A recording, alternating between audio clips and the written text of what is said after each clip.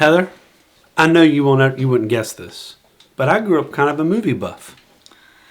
B, we are about 30 episodes into this show, and I'm pretty sure anyone that has watched it for more than 30 seconds knows more about you and your movie preferences than they know about bourbon. Fair. Unfortunate, but fair. But I did see Star Wars in the theater as a kid. Okay, that's actually pretty cool. Yeah, it is. And Harrison Ford definitely had an appeal.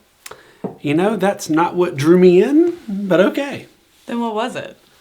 It's the story. Oh, the story. Yeah. Okay, let's hear it. Star Wars was built on a mythology. Oh, you were thinking about the mythology. Yeah, there was this young hero on a quest, a wise mentor, a force that binds everything in the universe. Yeah, the Force. A rescued maiden, an epic battle, and of course, Darth Vader. And over time, it became a redemption story of Anakin Skywalker, like the prodigal son. So it was all about the mythology. It was about the mythology. Yeah, the Force. The Force. The Force. It definitely wasn't Carrie Fisher in a bikini. Carrie Fisher in the tinsel didn't hurt. But leaving that where it is, I think I missed the part in Star Wars where they drink any bourbon. So I need you to land this plane of relevancy, please. So we're back. This is a bourbon show. Yeah. Yeah, okay, it's well, for anyone still not a movie show, still not a comic show, and still not a music show. Well, tonight's bourbon is iconic in liquor stores as Star Wars is to Comic-Con. It's a loose parallel, but I'm going to allow it. I'm going to allow it. It's legendary because both of them heavily lean into mythos. Okay, so we've got to be talking about the one and the only... The Reverend Elijah Craig.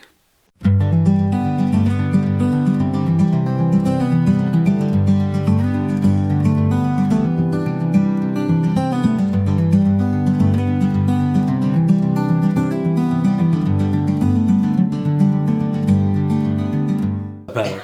What's up, B? Welcome back to all of our tortured bourbon family. We are back tonight with one of our favorite and the most accessible bourbons, plus a few special bottles of Elijah Craig that we have secured just for fun.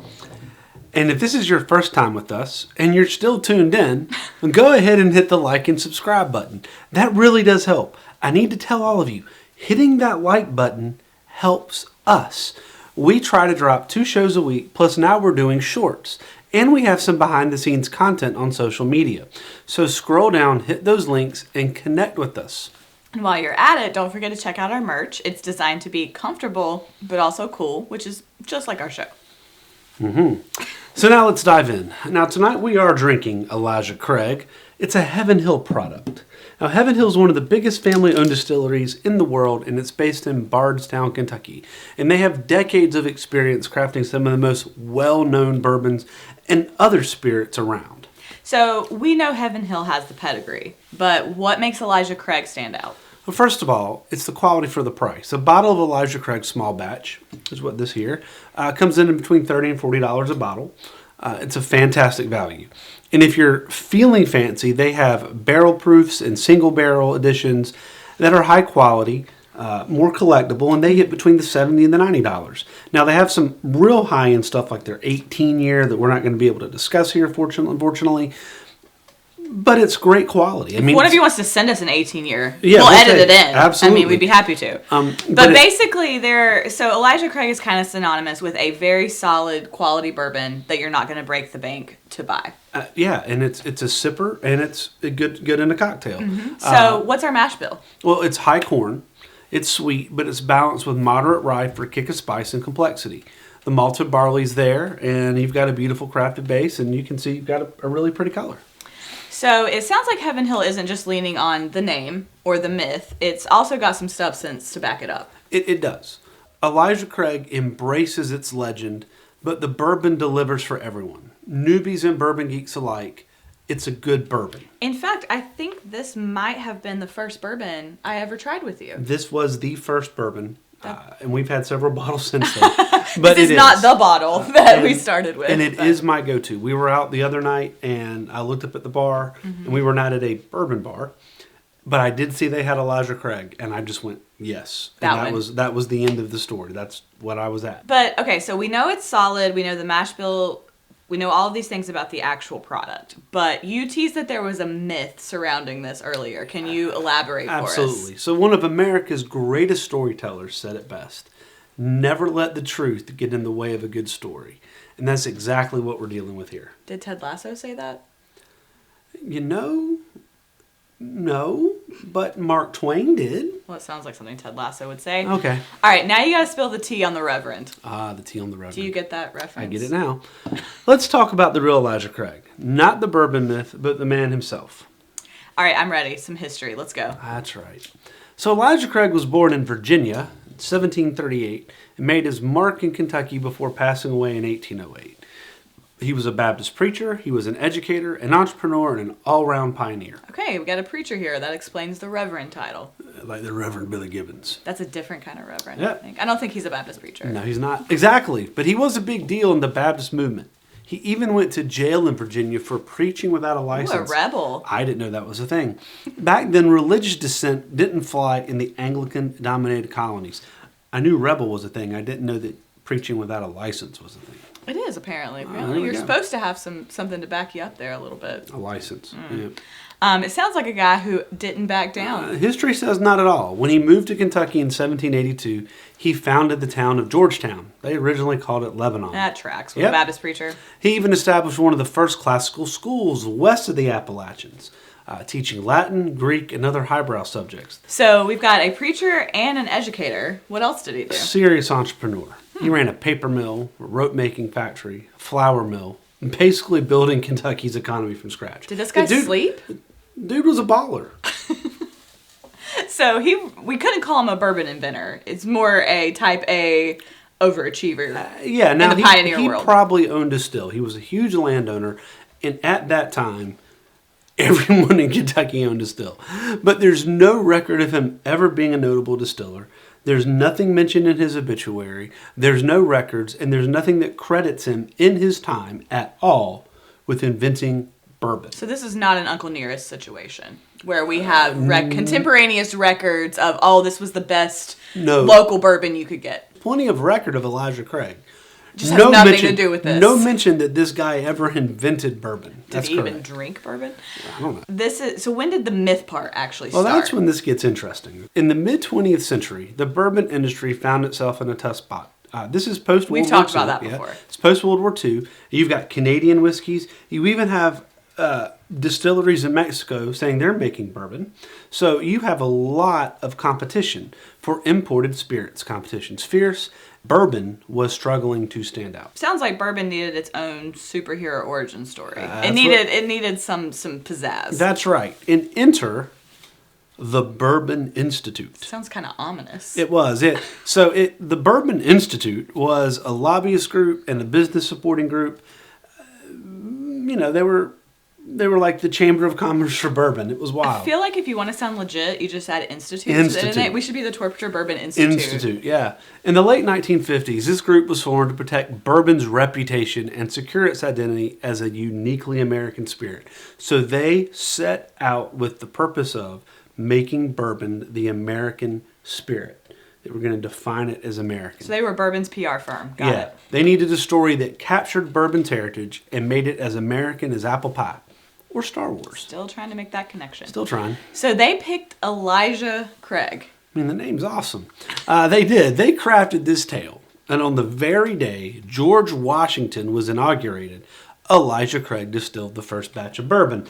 And in fact, if you look at the label, if you look at the bottle, and it's a cool bottle. What does it say right there? It says 1789. That was yeah.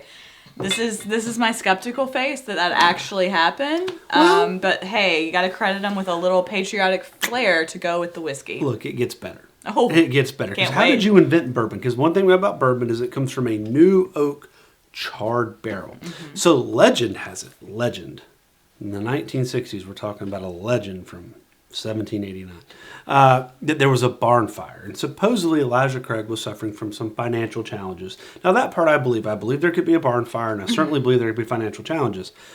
But legend has it that in the barn fire, the wooden barrels got burned on the inside. And that he said, no, let's not toss them. We're at a tough spot. Let's fill our spirit inside of it, and we'll age it in that charred barrel. So the Reverend had these immaculate barrels. Immaculate. That were made of wood. Yes. That managed to only burn on the inside. In a fire. But not on the outside. In a barn. That was also made of wood. Yeah. That sounds legit. Yeah. B, there's a lot of holes in that story.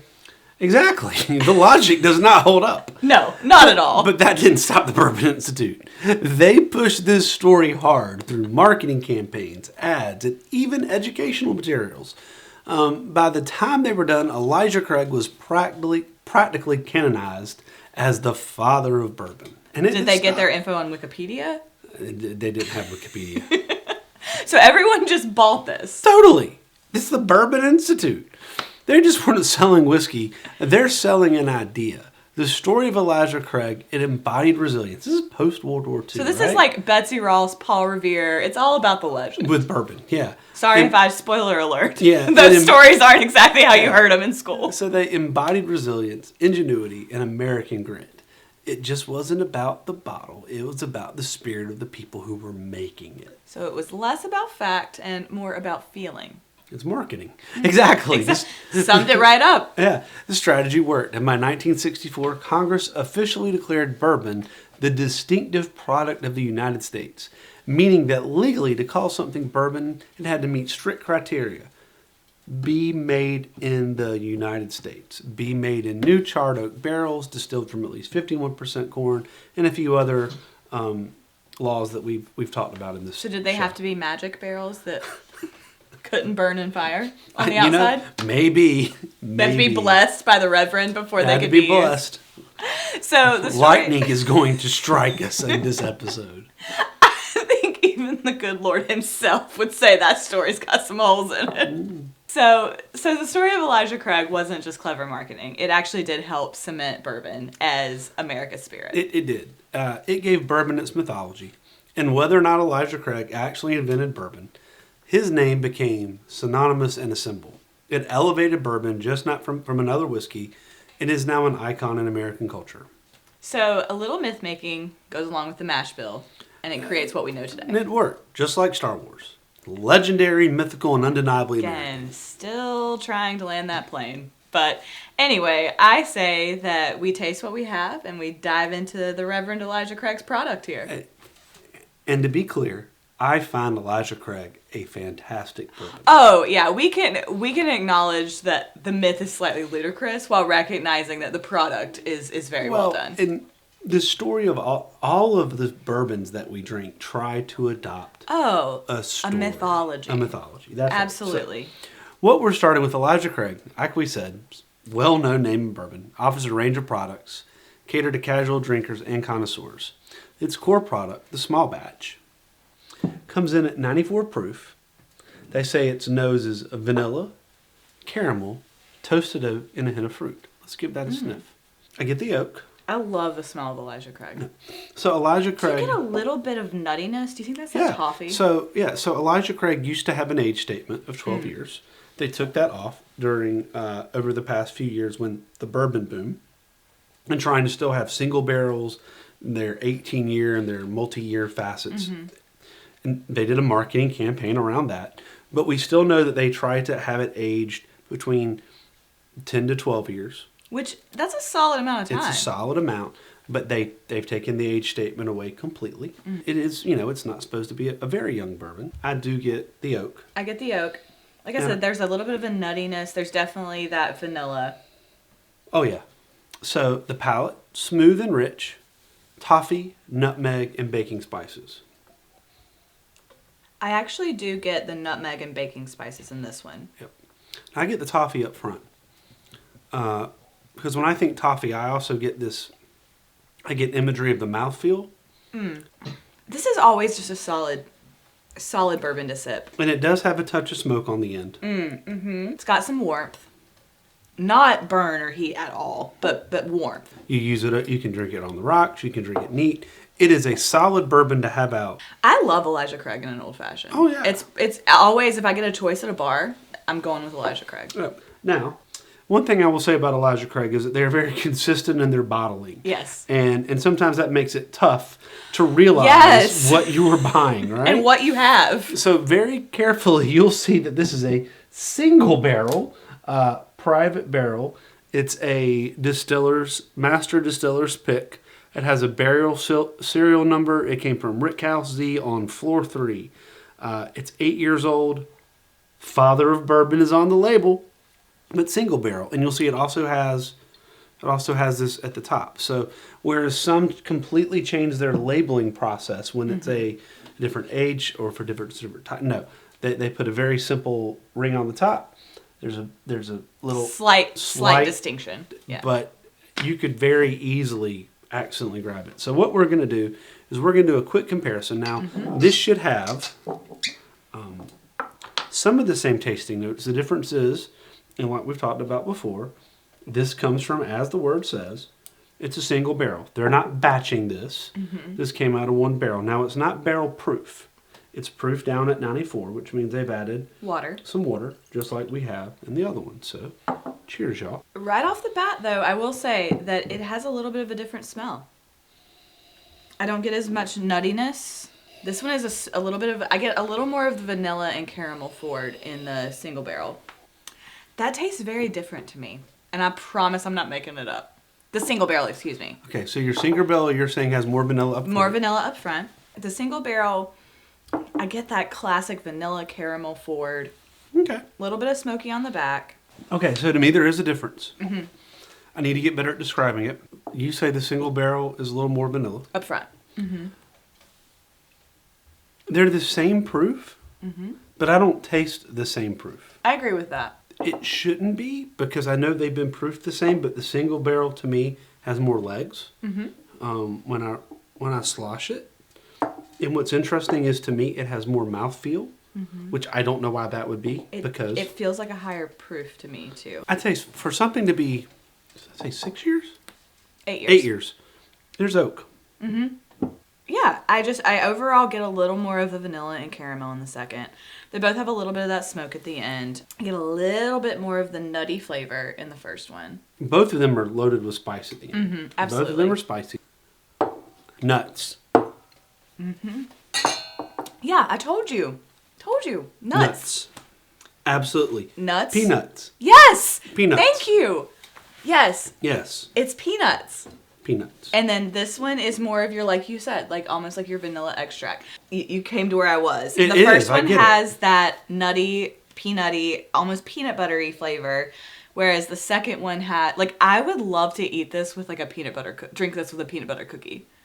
Like, I think it would bring that peanut flavor out. Where I get the nut, I get sweet up front, and then I have this lingering. And then the second one, and obviously both of those are influenced with oak. I mean, oh yeah, duh. I mean, it's magic barrels. I definitely get that more classic vanilla caramel at the beginning of the second one, of the single barrel. I like the mouthfeel. Overall, if you told me to pick one, all things considered, mouthfeel, nose, palate, finish, I would probably pick the single barrel.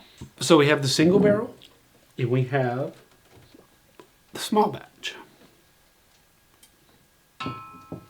Small batch, you're telling me, is that dog will hunt?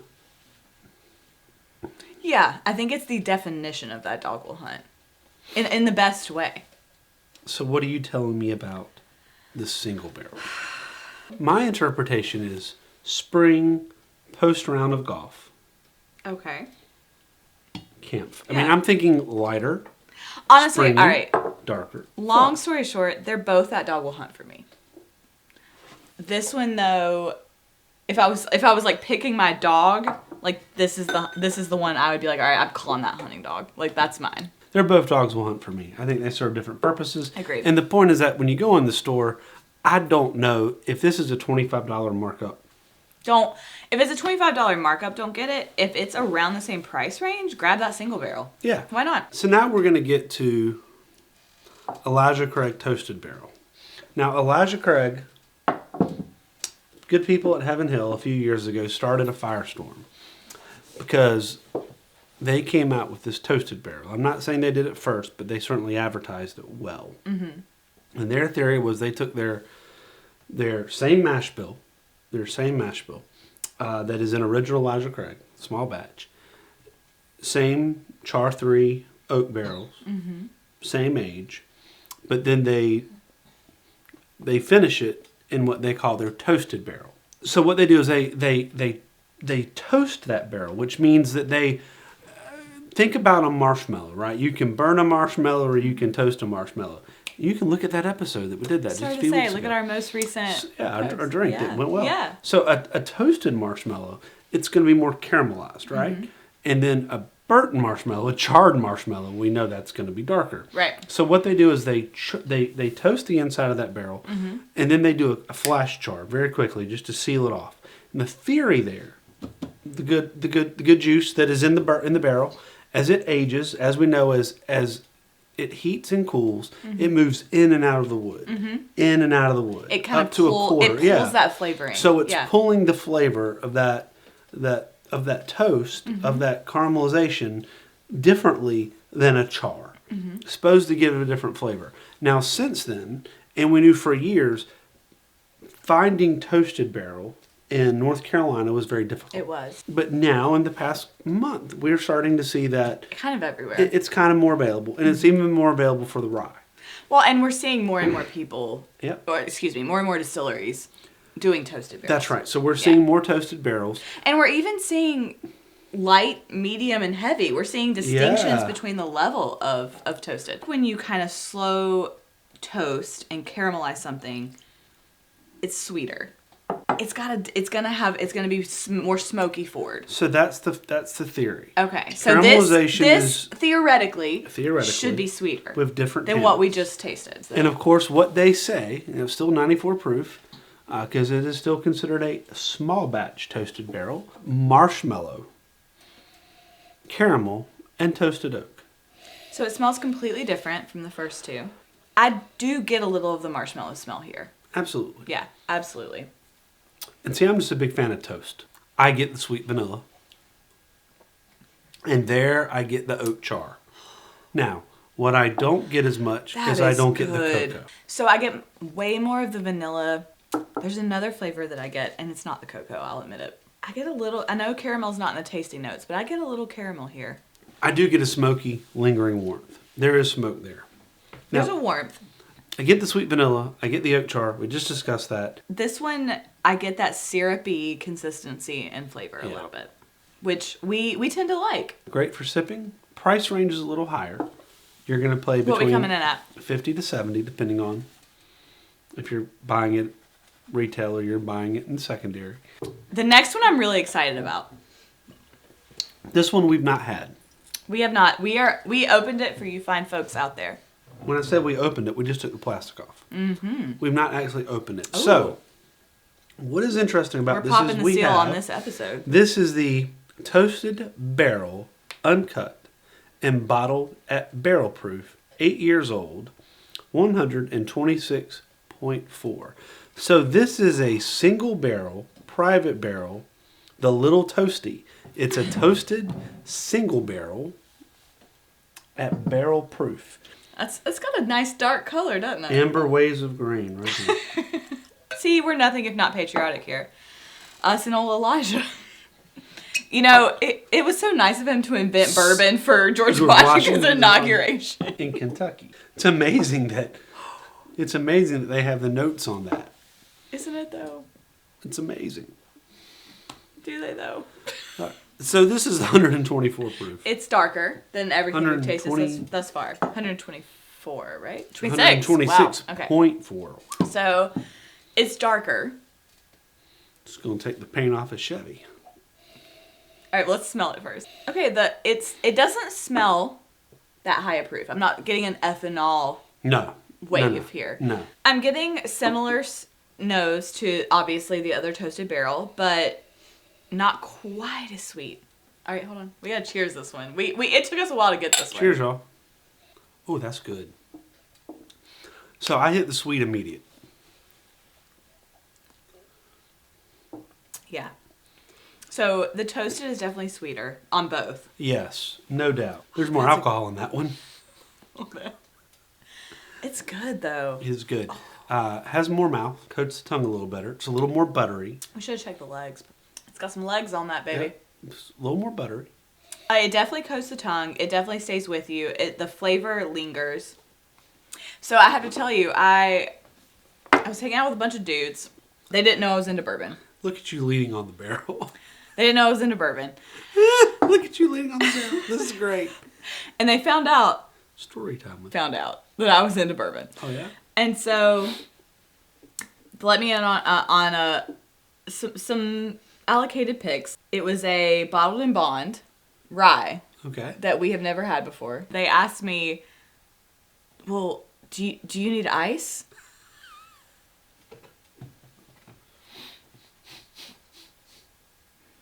And I was like, what kind of sexist comment is that? Do I need ice? No, I don't need ice. I'm drinking neat. And then I shared it with a Baptist minister and called it a night. And there it brings us back to Elijah Craig. So here we have the single barrel. Mm-hmm. Single barrel, not only single barrel, but Private barrel, barrel proof. Mm-hmm. And we have the toasted barrel. So there they are. And so I'm going to allow you, as the lady who they said would probably need ice. We know that you can take it neat. Why don't you tell us what you rate the regular toasted barrel and then the private selection? I would say that the private barrel is a slightly elevated hush your mouth. Okay. And there's a reason that it is. It's a private barrel. It's a barrel select. It's a higher proof. It's got more complexity because of that. It's got a lot of flavor. You taste that sweet finish? Yeah, and I taste some smoke too. Yeah, but both. Oh, yeah. I mean, honestly, It's when you were flavored. saying earlier, fall campfire, Oh, yeah. dude, let's go camping. Let's throw that in a Yeti and let's call it a day. But I think the toasted barrel is also really good. There's a reason that, it was very interesting when we started this. I started sharing it on Facebook that a couple from my hometown actually messaged me. This is what they were looking for. Oh, wow. They couldn't find it. Was the Elijah Craig toasted barrel. And I said, hey, we've got some. It's really good. There's a reason that people wanted to find it. Yeah, they seek it out. So what would you rank them? So this one is certainly, for me, hush your mouth. It is significantly more complex. Mm-hmm. And I think I could taste a difference. I am not positive that if I blind tasted the toasted barrel against the regular small batch, if you put them both and you tell me which one's which, I'm going to be able to tell. I don't know at what point I'll be able to distinguish them with my palate without knowing. I think I could tell a difference, but like you said, if someone didn't tell me. I'm pretty sure that I have an Aussie wife that will be doing an Aussie Rules episode to find out. If we can do this, yes. If we can do it. Yes. But I definitely can tell that. And that's not what's making it. I mean, obviously, if you put more proof, this one's hush your mouth, but what about this one? it is pleasant. It's so pleasant. So it is a lovely dog. It is a nice golden retriever by a fire while reading a book, having a nice bourbon. That sounds lovely. But that dog will hunt for you. Elijah Craig has won numerous awards. It is a favorite amongst collectors. It is very popular. It is well branded. For a good reason. For a good reason. Yeah. And the people at Heaven Hill know what they're doing. It's do. a brand you can trust. What we get back to is, it's a great bourbon. Folks, Elijah Craig did not invent bourbon. No. So, you can enjoy it. And Ronald McDonald did not invent the hamburger. Exactly. Yeah. And Jack Daniels didn't invent the Lincoln County process. He did not. You can enjoy it. You can love it. And now you know the history. Yeah. But you can still enjoy it because But it daggone is you a should buy it. quality bourbon for the price. Absolutely. Elijah Craig is a quality product bourbon. It's a great bourbon for a bourbon drinker. It's a great bourbon for an introduction. It's a great bourbon for a cocktail. We're coming up on the holidays. Get yourself a bottle of Elijah Craig. Just grab it. Sit it on the counter. It's perfect for everything. And be done with it. Absolutely. Absolutely. All right. And as we always say, Cheers, y'all. Cheers, y'all.